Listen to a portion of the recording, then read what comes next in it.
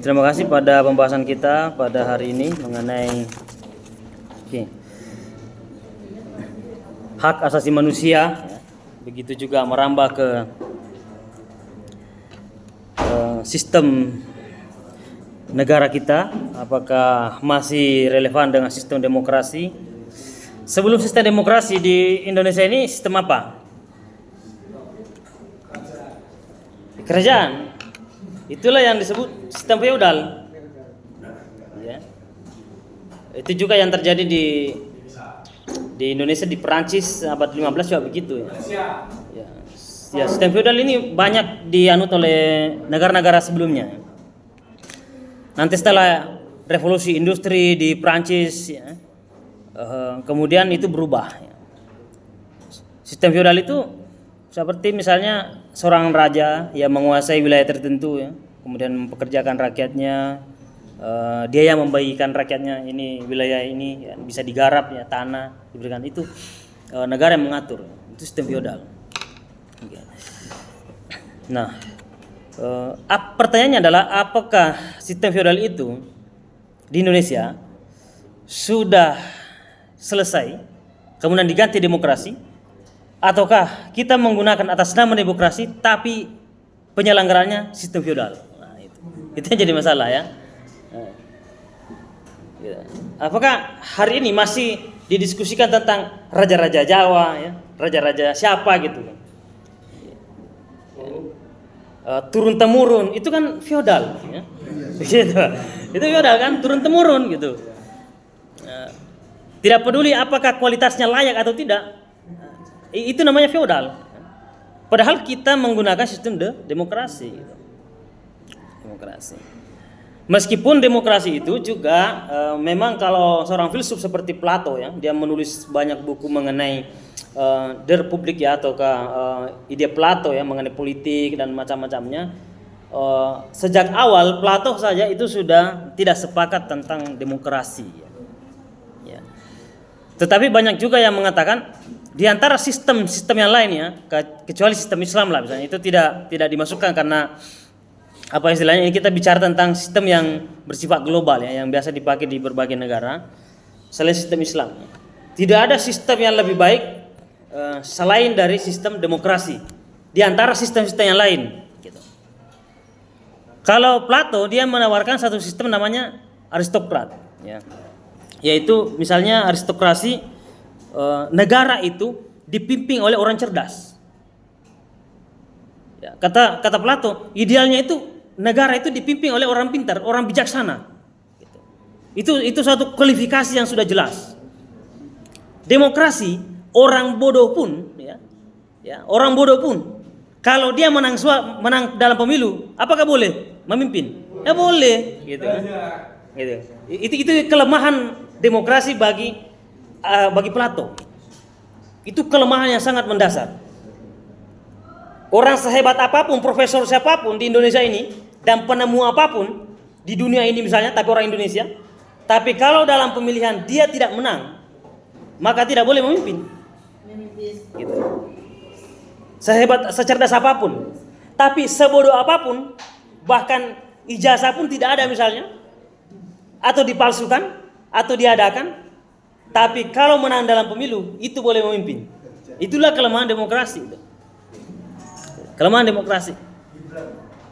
Oh gitu, ya. Saya tidak menyebut siapa-siapa, ya. Tapi keresahan dari teman-teman Anda yang berdiskusi tadi, mulai dari kasus Munir, kemudian sekarang kasus yang serupa, ya. Seperti misalnya Novel Baswedan, ya, ketika menyidik KPK waktu dia sebagai pemimpin di KPK yang luar biasa waktu itu, banyak menangani kasus, disiram juga air keras sampai hari ini nggak pulih-pulih, ya, sudah dioperasi nggak bisa pulih itu, ya. Tetap cacat. Begitu juga dengan yang baru-baru ini, beberapa minggu yang lalu ini, penyiraman air keras juga, ya, dengan sistem yang pola yang sama, ya, dengan mengendarai sepeda motor, ya, itu pola yang sama. Novel Baswedan juga begitu, ya, dia ke masjid juga begitu, ya, ke masjid untuk menjalankan ibadah, tapi juga mendapat serangan yang luar biasa. Pola-polanya sama. Gitu. Nah, itulah kelemahan demokrasi yang selama ini ditutupi, gitu. orang filsuf lah yang membongkar itu, seperti misalnya Rocky Gerung ya. Rocky Gerung itu kan bagian daripada orang yang berpikir secara substansial, secara hakikat ya, dari segi politik. Makanya dia selalu diserang oleh siapapun ya, karena dia berbeda pandangan terhadap masyarakat mayoritas yang melihat politik itu seperti apa dan melihat politik itu apa sebenarnya yang ingin dicapai, keadilan ya. Ada sama misalnya HAM.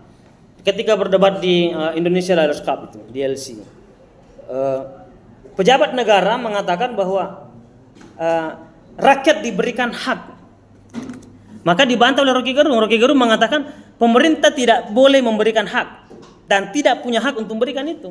Karena mengapa? Hak asasi manusia itu sudah ada sejak manusia lahir. Gitu. Jadi pemerintah tidak memberikan hak, tapi menjaga hak itu. Gitu. Kalau ada pasangan suami istri melahirkan, punya anak, tapi tidak punya ekonomi yang cukup misalnya, kemudian anaknya dibuang, ya, anaknya dibuang ke sungai misalnya. Apakah boleh orang tuanya ini dianggap bersalah? Apakah salah? Itu kan anaknya sendiri gitu. Apakah negara boleh mengabaikan? Kan anaknya sendiri. Anak saya bukan hasil dari prostitusi ya, bukan hasil dari di luar nikah, tapi dalam pasangan nikah ya. Hanya karena terjadi ekonomi misalnya, tidak bisa menghidupi anaknya dibuang. Ya, anaknya dibuang. Apakah orang tuanya ini bersalah? Gitu ya. Dilema kan? Gitu. Di sisi lain memang, tapi kalau definisi hak asasi manusia adalah hak yang melekat pada setiap manusia sejak lahir. Maka bayi yang lahir pun itu punya hak untuk diberi makan dan diberi minum, diberi susu gitu. Itu punya hak. Nah, siapa yang berhak ya, siapa yang berkewajiban menegakkan haknya itu adalah pemerintah, negara yang harus hadir gitu. Jadi ketika orang tuanya tidak bisa menghidupi anaknya ya, anaknya 1 atau 2 atau berapa, maka pemerintah yang harus hadir memberikan hak itu, memenuhi haknya. Itulah disebut sebagai hak asasi manusia, tidak bisa dihilangkan. Jadi hak bersuara gitu, hak terhadap kehidupan, hak terhadap ekonomi, politik itu ada setiap manusia. Maka ada kekeliruan selama ini memahami HAM. Makanya kan malu sendiri itu di depan TV ya, ketika merasa bahwa pemerintah sudah memberikan hak kepada warganya gitu. Ternyata dia keliru memahami HAM gitu. Bahwa HAM itu hak asasi manusia tidak diberikan oleh siapapun, tapi sudah ada sejak manusia lahir gitu. Dan hanya dipelihara dan ditegakkan hak asasi manusia itu. Nah, itu aja sudah ada perbedaan ya, bahwa kalau Plato melihat itu ya, maka dia akan mengatakan apa yang saya katakan dulu ya, ribuan tahun yang lalu, bahwa itu yang terjadi dalam demokrasi gitu. Itulah yang akan terjadi di negara kita ya, mulai dari beberapa rezim sebelumnya sampai rezim yang terakhir ini. Apakah kemenangannya itu murni dari pilihan suara hati rakyat untuk kebaikan Indonesia ini, ataukah suaranya itu karena diintimidasi? Yang kedua bansos gitu, dimiskinkan dulu kemudian diberikan iming-iming bansos. Nah, inilah yang dikatakan oleh Plato, bahwa kesalahan besar terhadap demokrasi adalah sama jumlah pilihannya antara orang yang berilmu dan tidak berilmu, antara rakyat biasa yang tidak mengerti politik, tidak mengerti apapun, dengan seorang dokter profesor misalnya. Bagi Plato itu tidak adil. Misalnya orang tua saya hanya penjual sayuran, nggak pernah mengurusi politik itu, tapi cuma disuruh pokoknya setiap pemilu harus mencoblos gitu. Dia kan nggak ngerti apa-apa. Dibanding dosen saya yang profesor doktor misalnya, itu kan suaranya satu sama ya, antara orang yang antara orang yang punya pemahaman ya. Dosen saya misalnya dosen politik, dosen di dosen Visipol misalnya, mengerti tentang mengurusi negara, mengerti tentang rakyat, mengerti siapa sebenarnya yang layak untuk memimpin. Sementara ibu saya yang penjual sayuran tidak mengerti apa-apa, tidak pernah mendengar politik, tidak pernah mengurusi politik, tapi disuruh mencoblos, suaranya sama. Itu tidak adil. Gitu. Bagi filsuf orang yang bijaksana itu sangat tidak adil, karena yang satu memahami betul bagaimana arah kebangsaan ini yang seharusnya, yang satunya tidak. Kemudian datanglah para politikus ini yang tidak punya keilmuan tapi punya uang, menyogok ke mama saya ya. Mama saya katakan, ini ada sembako, ini ada uang 300.000, kamu pilih ini. Dia pilih itu karena dia tidak punya pemahaman tentang politik. Siapa sebenarnya harus saya pilih dan bagaimana sebenarnya saya harus memilih, gitu. Nah, siapa yang berikan uang? Masyarakat tidak bisa disalahkan sepenuhnya. Nah, inilah sistem yang memang memberikan kelonggaran. Nah, itu sebabnya di Indonesia ini orang pelangak-pelongo pun tidak bisa apa-apa pun, ijazah palsu pun itu bisa menang. Kalau Anda bisa menguasai suara, kayak gitu. Ya, uang yang main ya, uang dan kekuasaan, kekuatan politik, gitu. Terutama uang. Bahkan hukum pun bisa dirubah, aturan pun bisa diubah. Ya. Selama itu ada uang, ketika itu diubah dan itu menjadi konstitusi ya. Dan itu legal karena sudah diubah, dipaksakan. Itulah demokrasi. Gitu. Nah, tentu memang banyak kelemahan demokrasi yang harus kita benahi, bahwa dikatakan bahwa demokrasi itu adalah suara Tuhan ya, suara rakyat, suara Tuhan. Gitu. Tapi kalau jatuh kepada pemilih yang tidak cerdas ya, jatuh kepada pemilih yang salah, itu bukan lagi mewakili suara Tuhan, suara kebenaran. Nah, idealnya itu suara Tuhan. Kata Plato itu idealnya itu ya orang bijaksana lah yang memilih. Kalaupun dilaksanakan demokrasi hari ini, mungkin kalau Plato, orang yang tidak mengerti tentang demokrasi, tentang politik, itu tidak boleh memilih. Itu yang idealnya tuh. Mungkin kalangan pelajar saja atau mahasiswa, akademisi, masyarakat tidak mengerti politik, itu tidak boleh dilibatkan karena berbahaya. Gitu. Nah, kemudian kemarin muncul lagi wacana bagaimana kalau pemilu itu tidak dilaksanakan seperti biasanya ya, tapi diwakilkan. Diwakili oleh siapa misalnya? Yang wacana yang baru-baru itu ya. Ya, DPR misalnya mewakili ya, pemilihan gubernur, bupati, pemilihan gubernur, bupati misalnya kepala daerah itu diwakilkan oleh anggota dewan gitu. Nah, anggota dewan ini juga banyak jasa palsu gitu ya. Banyak juga yang tidak bisa berpikir gitu. Ya, sama-sama kacau ya. Banyak yang tidak mengerti itu bidangnya sendiri. Banyak yang mengurusi yang lain tapi bukan bidangnya ya, bukan keahliannya di situ. Itu bisa diterima kalau benar-benar anggota dewan kita melaksanakan tugasnya sebaik-baiknya. Nyatanya berbagai fase yang dilewati, hasil dari undang-undang yang dibuat oleh anggota dewan kita itu selalu dikritik, artinya cacat, dikoreksi oleh MA ya. Ada banding misalnya oleh Mahkamah Agung. Itu artinya hasil produk yang dihasilkan oleh anggota dewan kita itu cacat, ya, tidak berhasil gitu. Artinya tidak sesuai dengan harapan rakyat ataukah hak-hak rakyat itu sendiri, tidak sesuai. Mungkin karena kepentingan anggota dewan sendiri. Contoh misalnya gini, keputusan bahwa anggota DPR menjabat 5 tahun itu mendapat pensiunan sampai seumur hidup misalnya. Meskipun 5 tahun gitu. Guru honorer ada yang mengabdi 30 tahun, 40 tahun, 20 tahun, itu tidak mendapat jaminan apa-apa. Jangankan setelah pensiun, sebelum pensiun pun tidak ada jaminan. Sakit ya sakit, ya mati gitu kan. Tidak ada urusan. Tidak ada jaminan apapun. Gitu. Itu kan ini yang dikritik hari ini karena kebijakan yang tidak adil. 5 tahun memimpin, kepemimpinannya pun seadanya ya, dipaksakan, tidak justru mencerahkan rakyat, tapi 5 tahun setelah itu ya, setelah 5 tahun berkuasa atau tidak sampai 5 tahun dia berhak mendapatkan pensiunan yang jauh lebih tinggi dibanding yang lainnya gitu. Nah, ini yang tidak adil. Tidak adil. Nah, ini kan kebijakan yang dibuat ya dan diatur ya.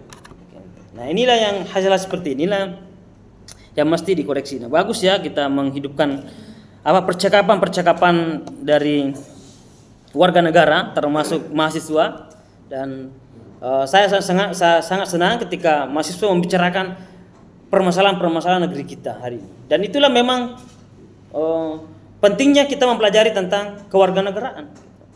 Gitu. Karena memang kita akan membahas semua itu, geopolitik, isu politik, ya, batas teritorial kita, bagaimana Nusantara, gitu. Itu semuanya harus hak asasi, itu semua harus dibahas. Oke. Ada pertanyaan? Silakan kalau ada yang ditanya sebelum kita selesai. Masih ada waktu kita 14 menit.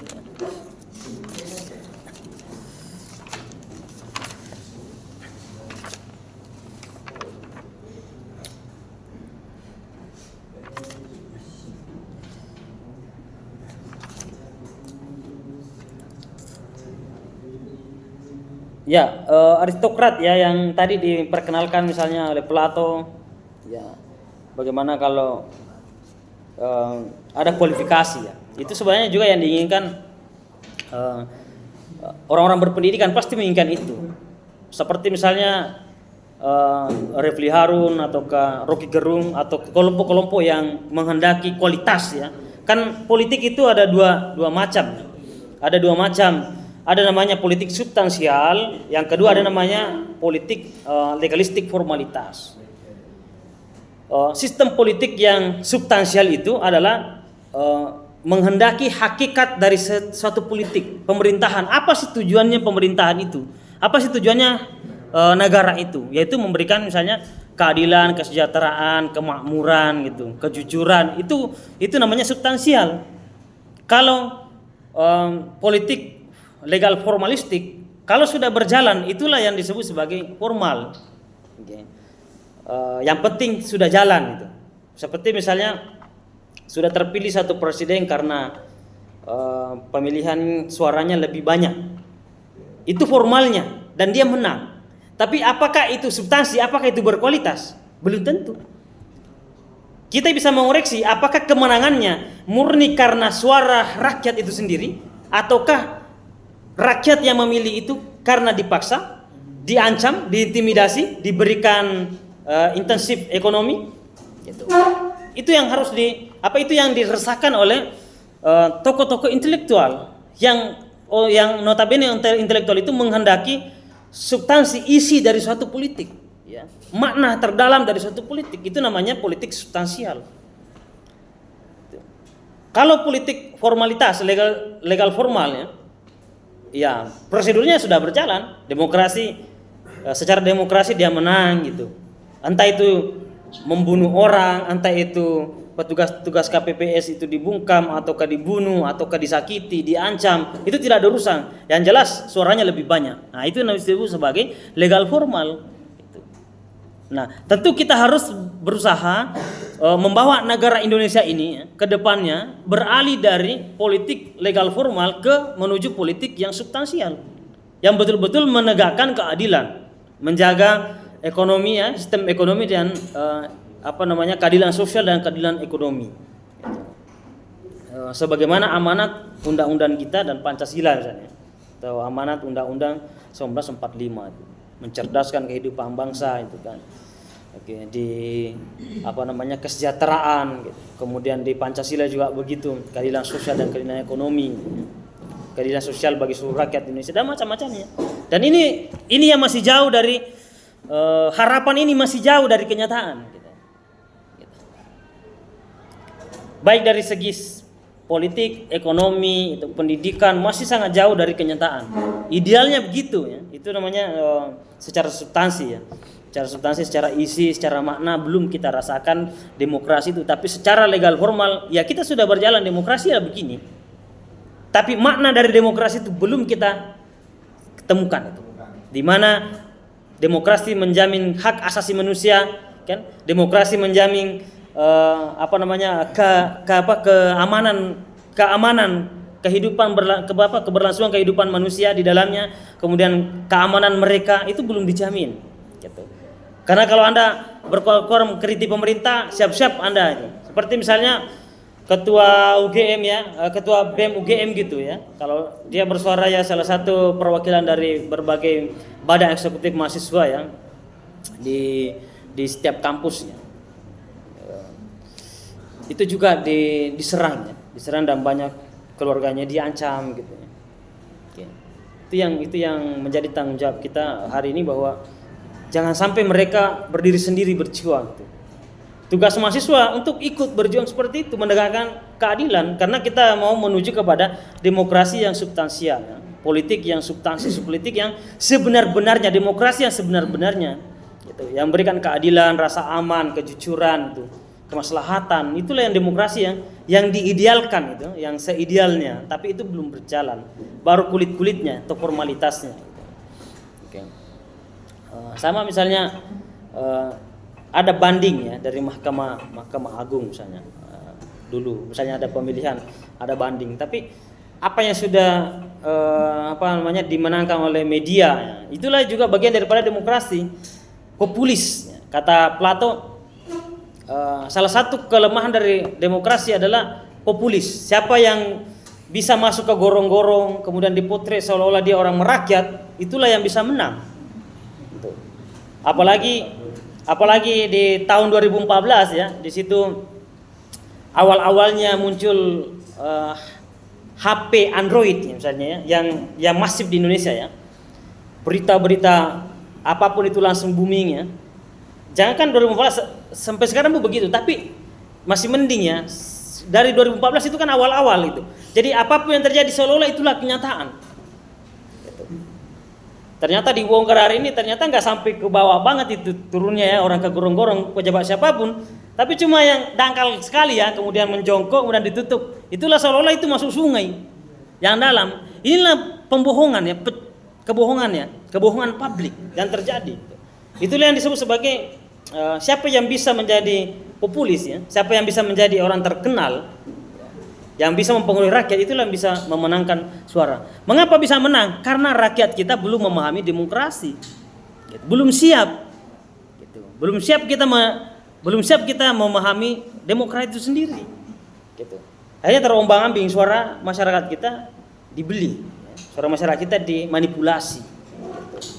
Nah, itu yang menjadi tambahan untuk hari ini, bahwa mempelajari kewarganegaraan itu sangat penting sekali, karena kita bisa melihat berbagai sudut pandang, berbagai dimensi, berbagai permasalahan di negeri kita, dan itu menjadi bekal kemudian hari. Yang tadi ada pertanyaan bahwa bagaimana solusi orang yang menganggur, ya, apa solusi dari pemerintah misalnya, apa solusi dari yang lain-lain. Solusi yang paling utama saat ini adalah, mumpung Anda belum selesai kuliahnya, ya siapkan bekal itu, bekal untuk selanjutnya, dan Anda memahami dunia luar. Itu yang paling pokok. Setidaknya Anda memahami dunia luar. Oh, ternyata begini. Karena di waktu teman-teman saya dulu, ya, waktu kuliah 2009, ya, saya masuk kuliah di UIN Alauddin Makassar, ya. Itu kan kalau yang tidak berorganisasi itu tidak punya pemahaman mengenai dunia luar. Setelah itu baru dia stres, kaget gitu. Jadi saya pernah membandingkan teman saya yang sering berorganisasi, menganggur, itu beda tingkatan stresnya dengan teman saya yang tidak pernah berorganisasi. Sama-sama menganggur. Yang menganggur ini yang pernah berorganisasi, dia punya relasi, dia tetap membawa itu dengan keceriaan.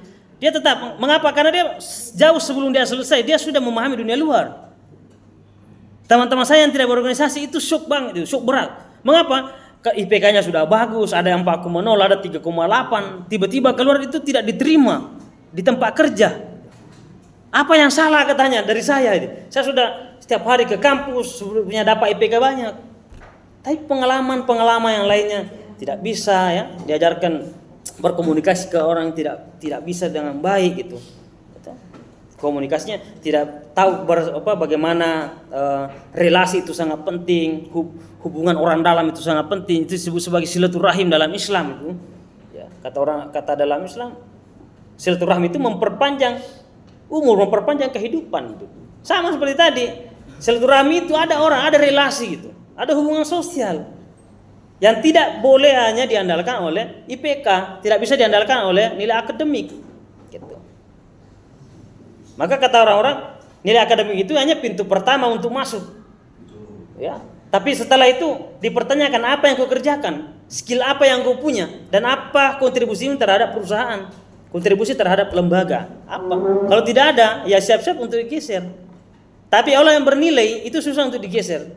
Bahkan digeser pun dia masih diminati di tempat lain karena dia punya nilai. Gitu. tapi nggak punya nilai, itu jadi masalah. Nah, setidaknya sekarang saya sangat bersyukur karena ada kelas yang mau memperhatikan kondisi-kondisi kebangsaan. Setidaknya bekal untuk hari ini bahwa kita menghadapi era di luar sana ya. Karena sebenarnya mahasiswa juga itu pengangguran. Kalau pengangguran itu didefinisikan adalah tidak punya pekerjaan, tidak punya penghasilan. Mahasiswa itu penghasilannya apa? Kan tidak ada. Gitu.